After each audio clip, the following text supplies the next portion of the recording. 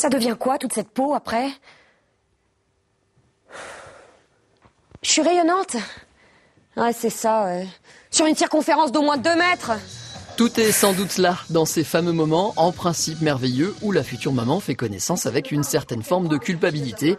Une pièce sur la grossesse, mais alors, un sujet qui n'intéresse que les femmes? Écoute, c'est court.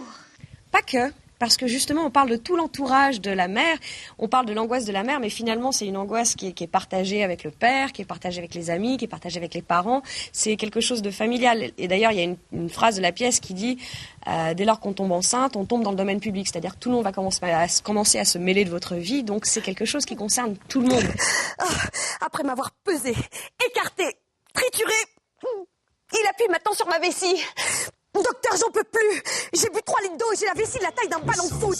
Belle performance de scène pour une jeune comédienne aux multiples visages, tour à tour amoureuse, naïve, découragée ou branchée. Florence Duché joue toutes les étapes de la grossesse et au final, chacun y retrouve un peu de son vécu.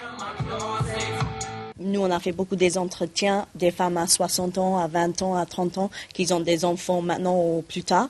Ils ont tous ce sentiment-là. Donc, c'est bien pour eux de savoir que les autres ont cette expérience-là.